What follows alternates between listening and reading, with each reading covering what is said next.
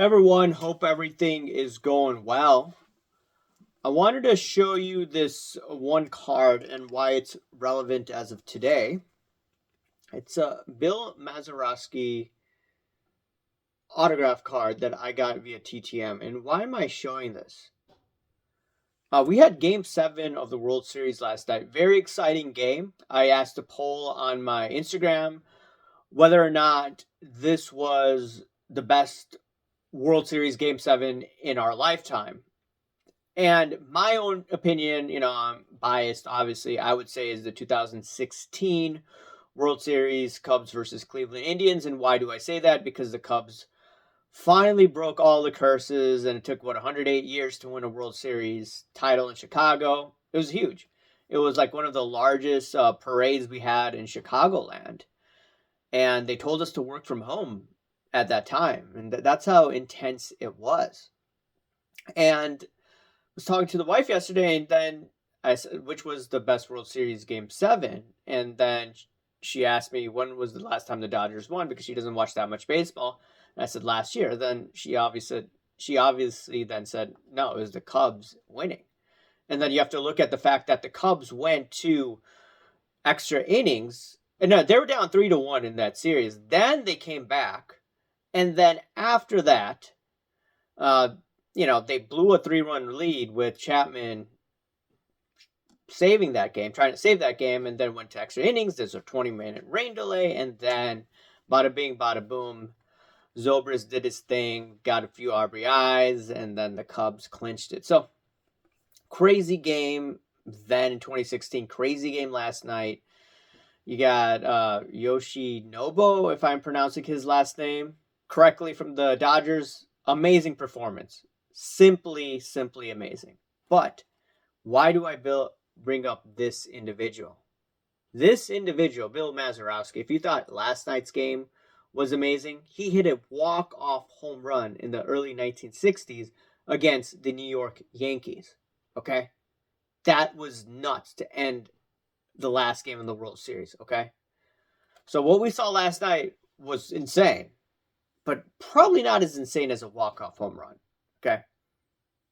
Once again, this is what every young kid dreams of, going to game 7 and seeing a performance like that. Amazing. Quite amazing. Now, getting into my video, I wanted to talk today about shill bidding once again and how the hobby elite, they actually cover up all of this stuff going down. It's like hush hush. So I saw people talking about shill bidding, and it's good talking about it, but what the hobby elite, they won't cover, and they don't get into hard-hitting issues because once again, when you have sponsored content, you can't talk about all of these issues. And I get it why some people may do sponsored content. Hey, guess what?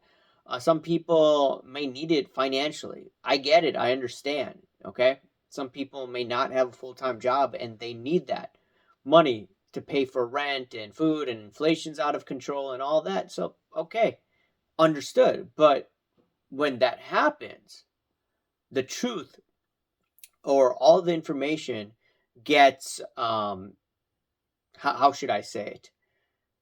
You're not going to hear the truth. So I have to reject this call. But anyways, with all the information that came about last week, you had no one talking about history and shill bidding. And I discussed this in older videos. And if you want to go back, you got to go back to the Mastro list and what the FBI came up with. They hired a law firm, from my understanding, and they detected who was shill bidding and whose items consigned were,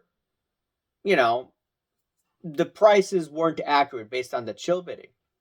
And if you go back to it, and the reason why I'm talking about this is because last week, P. Ryan, he said that he bid on a card and he did it to follow it, and then all of that stuff, right, went down. But if you just look at some of the people going back to the Mastro case, like some very well-known people were were mentioned in that. Doesn't mean that they engage in hanky panky, but some people may put the pieces together and may think they're engaging in hanky panky. So if you go back to 2000, late 2007, 2008, 2009, you had individuals listed on this master list, and it's online, by the way. For instance, there's this one guy named, it said it on the list, right? And if I have the wrong list, correct me if I'm wrong. Daryl Abramitz, I believe that was his name.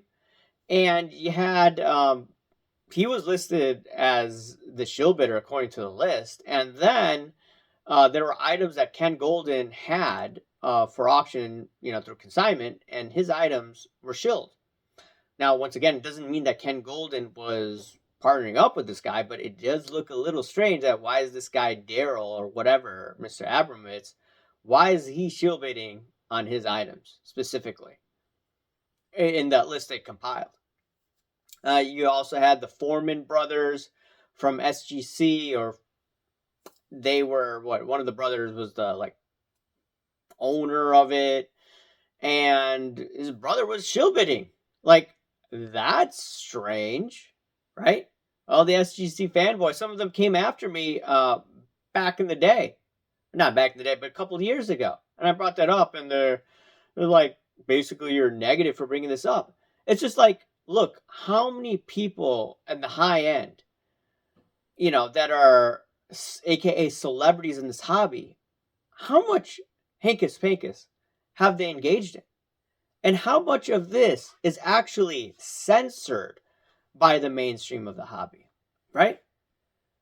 And when I do these videos, and I don't have that many followers, subscribers, but the blowback from my videos, even though, some people say it's boring, this and that, the comments that I get, it's insane, okay?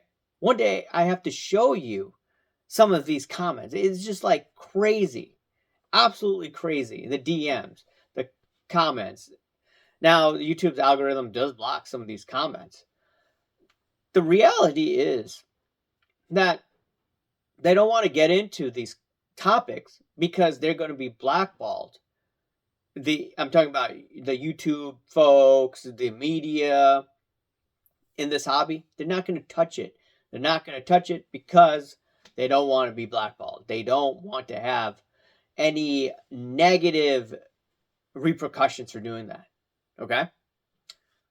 And the last thing I wanted to get into is a lot of these individuals, like Goonbloth, for instance, right? A lot of people keep that hush-hush. And people get mad at me for bringing up Goonbloth. Even though it was a decade ago, they said, oh, people move on. But still, if you look at the behavior of what they did and got away with it, what are they doing today? And how it's covered up. Like a VVG Club or whatever his Instagram handle is, he was getting pissed off because I talk about Goonbloth. Why can't we talk about Goonbloth? He manipulated high-end Asian collectors and investors. Right? What's going on today? We got a lot of affluent Asian investors in this hobby. Is Goonbloth doing the same thing today, or his network or other people? You have to ask these questions. This is a global hobby now. And a lot of people are picking it up in the U.S. that a lot of hankus pankus going on, but you got to be honest. You got to have these conversations. And they don't like having these conversations. Why is that? Because people look at it as a threat to their bottom line. Simple as that. They're not going to bring up history because guess what? They want to sell to the next sucker. That's what I'm thinking. Why don't they want this information out there? I personally would want all this information out there. Whether you're buying low-end or high-end cards, you need to know what's going on as someone who's in this hobby. So just wanted to point that out. Anyways, let me know your thoughts, and I'll talk to you later. See ya. Bye.